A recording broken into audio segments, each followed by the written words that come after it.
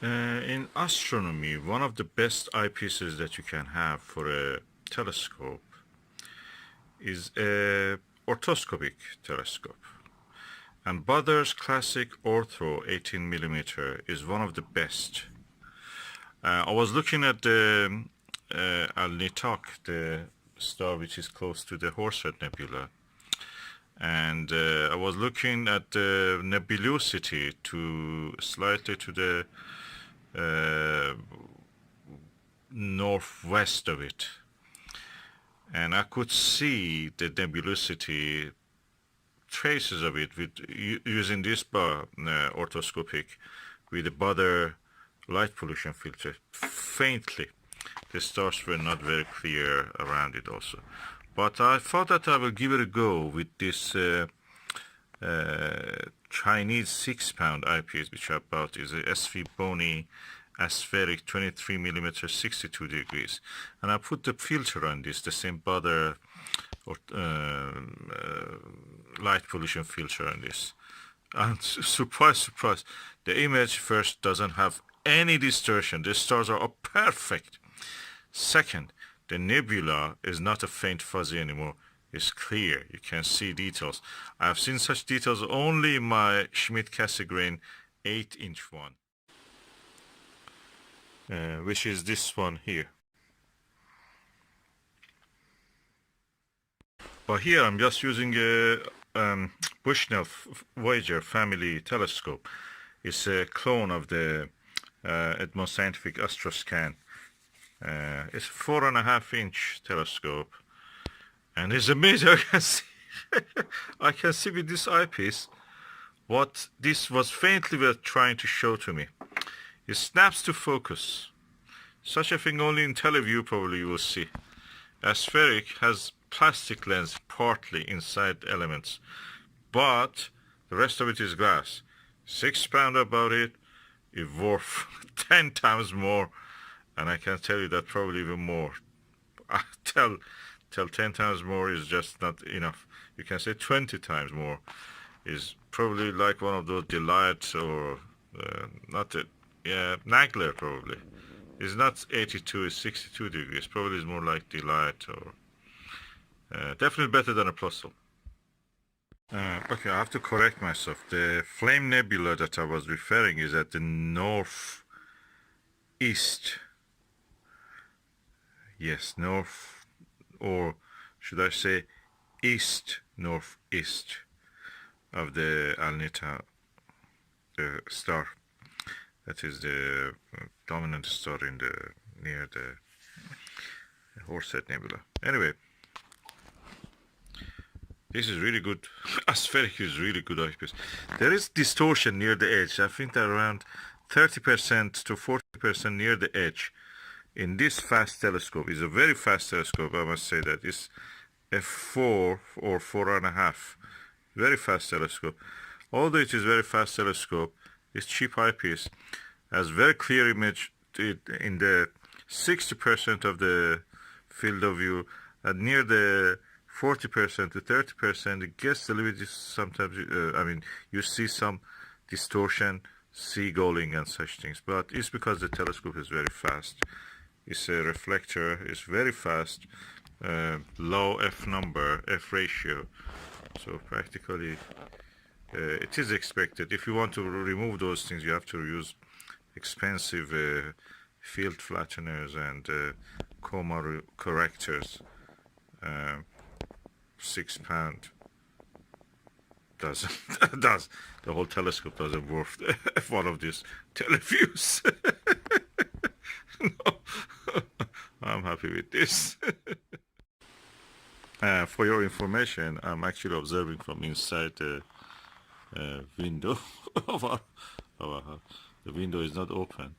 I'm looking through the double glaze into the sky. So that's all that you can see. Yes, this telescope setup and the eyepiece and the filter is so effective and so nice. I can watch the stars from within the room without opening the window, on a table and sitting on a chair.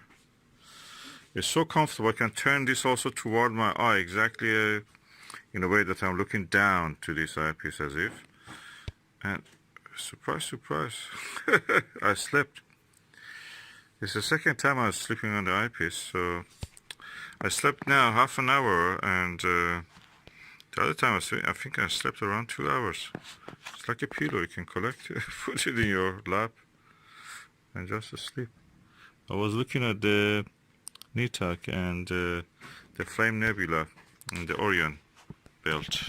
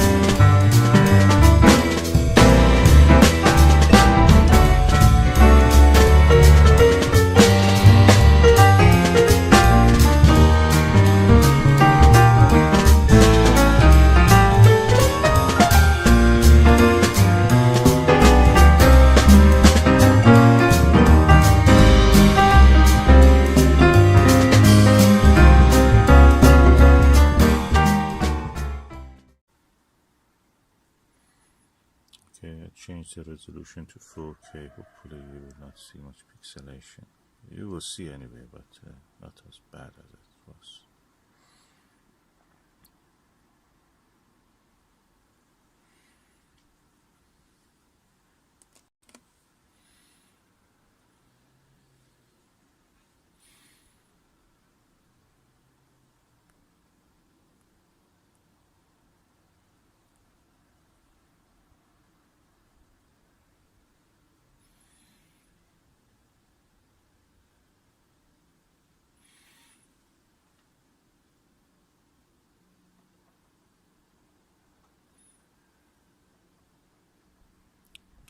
what you see is now passing the center of the picture, hopefully, is what is called as Aristarchus plateau.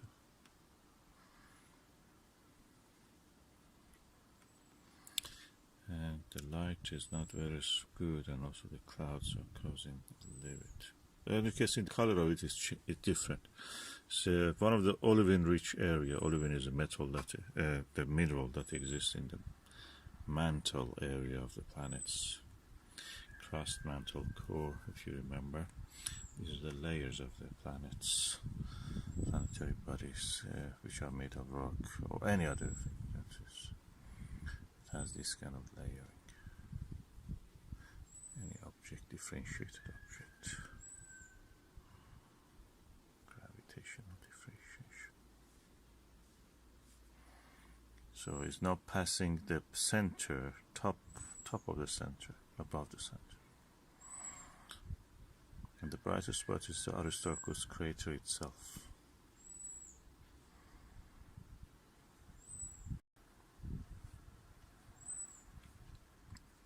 And to the lower part of the image you can see the Reiner Gamma. Oh, suddenly it becomes so clear. Try to bring it to the center. Yeah, it's now right dead center.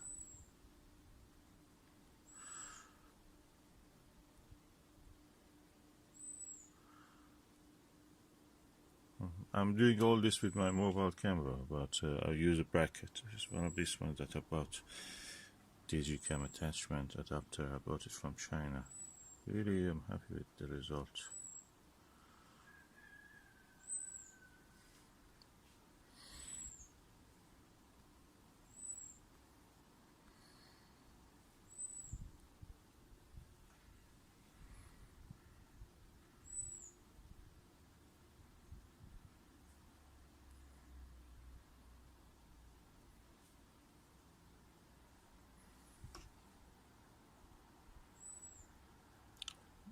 You're looking through the eyepiece directly.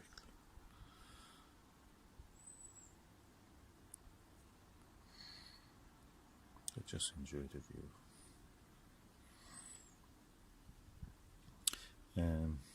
Yeah, good as a map. All these lunar features are created by impact.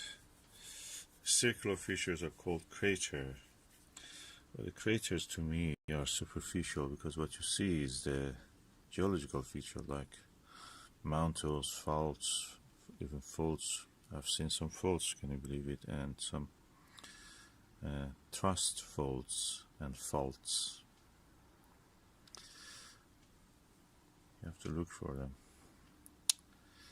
And as my skill in digiscoping increases, I will try to show you more of these features. Aristarchus again is at 2 o'clock, and at 2 o'clock or 3:30 you can see the tiny dot of the Reiner Gamma, that magnetic anomaly. The superficial feature, they say that is because the soil of the moon, the lunar soil in that part, due to the magnetic field, could not be weathered, blackened, darkened by the solar wind, and that's the reason they have remained bright. They deflect the charged particles. You know that charged particles deflect in the magnetic field. So if there is a magnetic field there all the week, it is working. It's one of the interesting anomalies. You can imagine if you're a science writer, science fiction writer, you can write about that. Is a city or something trying to protect itself from the damaging and carcinogenous effects of the sun and magnetic storms from the sun. Yeah, that's actually I made a good story, you know. If you're writing, write it. You can write. Just give credit to me. Hertfordshire.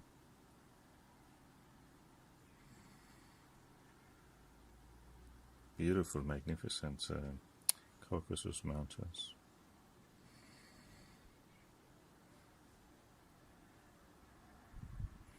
The moon is spherical. Clearly you can see when I focus on the edge of the picture, the side of it is out of